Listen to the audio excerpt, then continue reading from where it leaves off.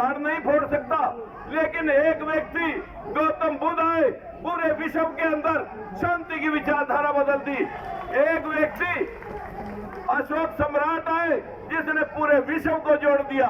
एक व्यक्ति मेरे भाइयों बाबा साहब आए, जिन्होंने पूरे हिंदुस्तान के हर उस बहन को, हर उस महिला को, हर उस बेटी को अधिकार दिया, पिता की संपत्ति में दिया, पति की संपत्ति में दिया, हर तरह का अधिकार देवियों और देवताओं ने नहीं दिया, किसी मंदिर ने बहनों को अधिकार नहीं दिया, वो संविधान ने अधिकार दे रखा है। शूद्रों को संविधान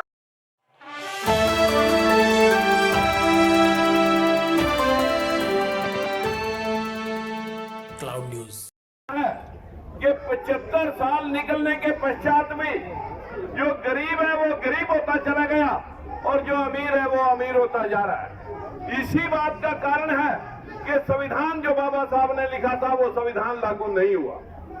हमारे देश के अंदर हम सब कहते हैं संविधान बचाओ, संविधान बचाओ। भाई उस संविधान की किताब को कोई उठा के नहीं ले जा रहा, वो तो इतनी महफूज रख रखी है, उन्होंने अलमारी में बंद कर रखी है।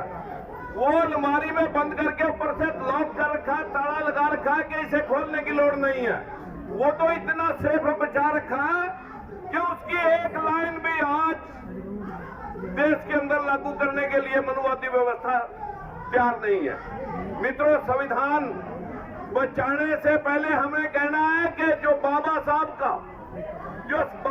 का मिशन है, वो संविधान जो लिखा गया था, जिसको लेकर के वो मनुवादी ताकतों के हाथ में देकर के घर बैठ करके चिंता कर रहे थे और आंसू टपक रहे थे कि मैं जिन लोगों को संविधान की प्रारूप दे के आया हूं, वो लोग कौन हैं?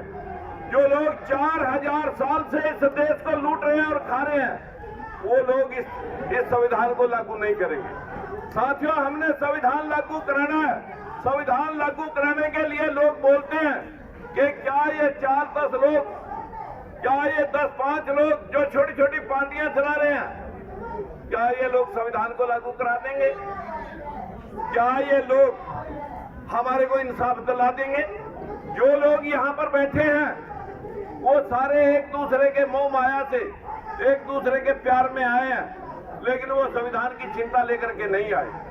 अगर आप लोगों यहाँ आए हो तो संविधान की चिंता हमारा सबसे बड़ा विषय होना चाहिए। एक दूसरे के मुंह को, एक दूसरे के प्यार को हाजिरी दिखाने के लिए नहीं, व्यवस्था संभालने के लिए आप लोगों ने काम करना है। मेरी आप सबों से विनती है कि शब्दों से जितना घाल मेल हुआ इस मनुस्मृति में, यहाँ 2 विचारधाराएं पैरेलल थी।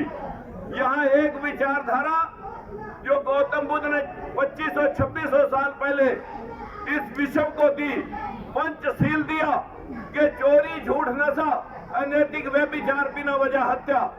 अगर इन बातों को, इन कुरीतियों को छोड़ करके इंसान दूसरों के लिए काम करे, समानता के लिए काम करे, बराबरी के लिए काम करे, तो उसको लोगों ने महापुरुष कहा। जाने के बाद उसे भगवान का दर्जा दिया। आज विश्व के अंदर 195 कंट्री यूएनओ के सदस्य हैं, जिनमें 85 मुल्कों के अंदर साथियों गौतम बुद्ध को पूजा जाता है। वो इसलिए नहीं पूजा जाता, जहां जहां बुद्ध है, जहां जहां बुद्धि है, जहां जहां दिमाग है, वहीं वहीं विकास है, और जहां जहां पर अंधविश्वास है, वहीं वहीं सर्वनाश है। मित्रों, आज इस देश के अंदर जो दूसरी विचारधारा है, मनुस्मृति, वो दूसरे को नीचा और उससे भी नीचा और गया गुजरा बनाने तक शब्दों के साथ घाल मेल किया। 2 विचारधाराएं बनाई, देव दानव, असुर, सुर असुर, राक्षस। इस प्रकार का देव कौन था? जो लेने वाला, देने वाला नहीं, देवी देवता लेने वाला। और दानव कौन बनाया देव की जगह? जो देने वाला था, लेकिन दानव को राक्षस रूप में परिवर्तित किया गया। ऐसे ही सुर किसको, सुरा किसको कहते हैं? शराब को। सुर का मतलब क्या हुआ? शराबी। जो शराबी है वो तो सुर है, देवता है, और जो असुर है, जो शराब नहीं पीता, अनार्या है, आर्या और अनार्या, इन शब्दों के घालमेल से पूरे देश के अंदर 85% लोगों को जिस प्रकार से इस्तेमाल किया गया, जिस प्रकार से आज इस्तेमाल किया जा रहा है, मैं तो धन्य कहूंगा। एक व्यक्ति कहते हैं कि एक चना भार नहीं फोड़ सकता, लेकिन एक व्यक्ति गौतम बुद्ध आए, पूरे विश्व के अंदर शांति की विचारधारा बदल दी। एक व्यक्ति अशोक सम्राट आए, जिसने पूरे विश्व को जोड़ दिया। एक व्यक्ति मेरे भाइयों बाबा साहब आए, जिन्होंने पूरे हिंदुस्तान के हर उस बहन को, हर उस महिला को, हर उस बेटी को अधिकार दिया, पिता की संपत्ति में दिया, पति की संपत्ति में दिया, हर तरह का अधिकार देवियों और देवताओं ने नहीं दिया, किसी मंदिर ने बहनों को अधिकार नहीं दिया, वो संविधान ने अधिकार दे रखा है, शूद्रों को संविधान ने अधिकार दे रखा है। लेकिन हमारा जो दलित और पिछड़ा समाज है, वो मानसिक गुलामी ढो रहा है। जब तक ये मानसिक गुलामी ढोते रहेंगे तो बाबा साहब की आत्मा पे चोट करते रहेंगे। जिन्होंने कहा, बाबा साहब ने स्पष्ट शब्दों में कहा कि जब तक हम दान दे करके ताकतवर लोगों को और ताकत बनाते रहेंगे, अपने बच्चे को हम 4 दिन लगा देंगे एक कॉपी देने में, लेकिन मंदिर में 100 का या 500 का नोट पटकते हुए देर नहीं करते। बदकिस्मती है दोस्तों, मैं यहाँ भाषण देने के लिए नहीं खड़ा।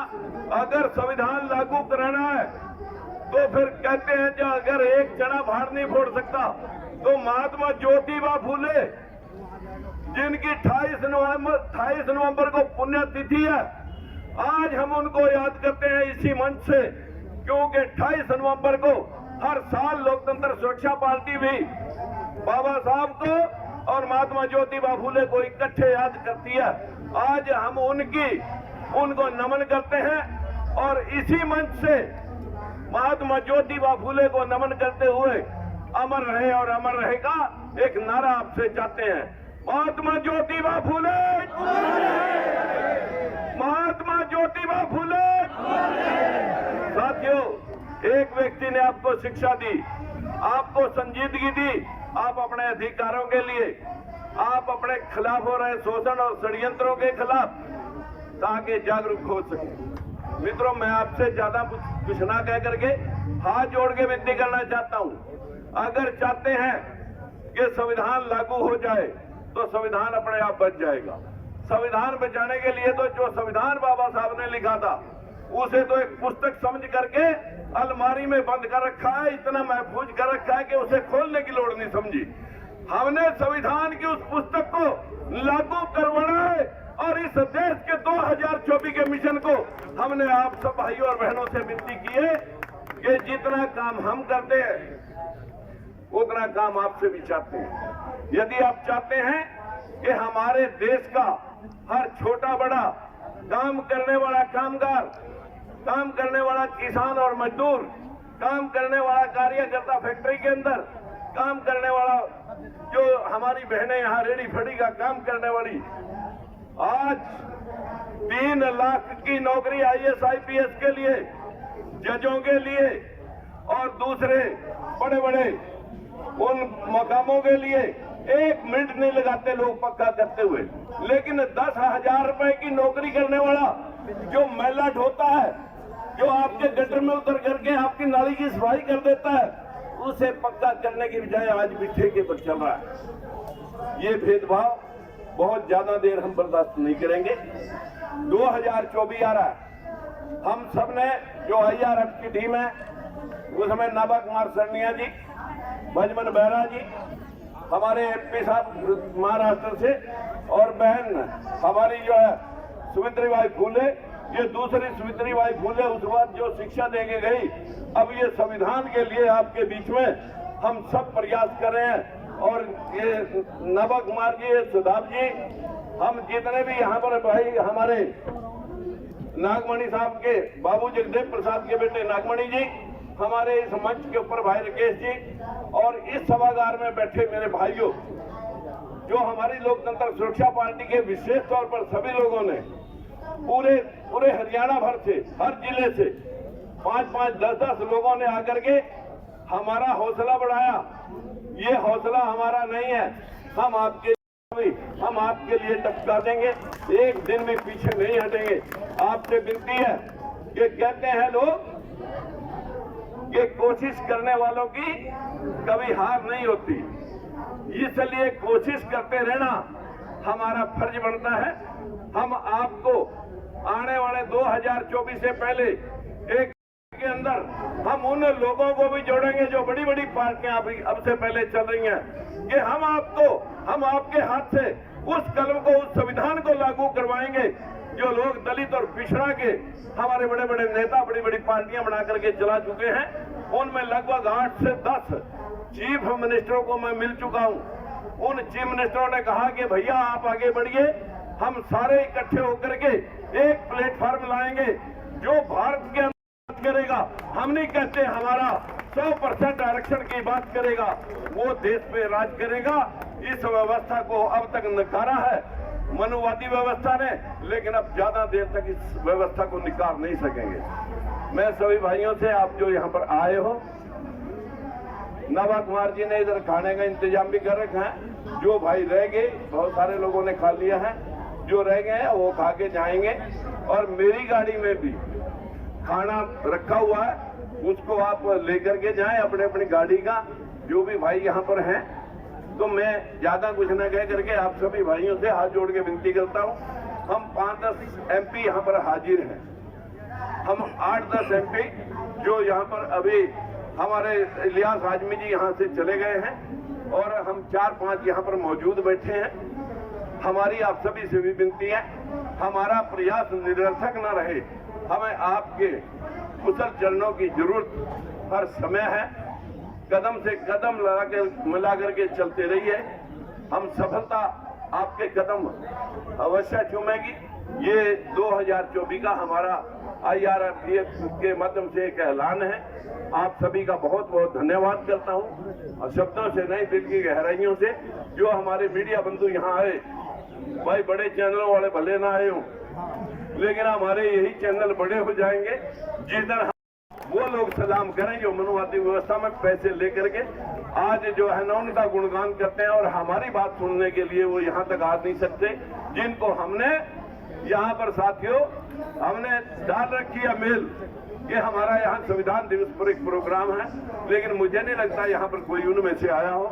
जो बड़े बड़े चैनल चलाते हैं उनको आपकी जरूरत नहीं, उनके चैनल बंद कर दो आप अपने दरवाजे से, उनकी खबर देखना बंद कर दो, अपने आप उनकी आडानी बंद हो जाएगी और वो बंद हो जाएंगे। और ये चैनल इनको आप देखो, ज्यादा है ज्यादा देखो। ये भाई जो चला रहे हैं सोशल मीडिया, इनकी हर बात को शेयर करो, लाइक करो, और हर बात हर व्यक्ति तक पहुंचाओ।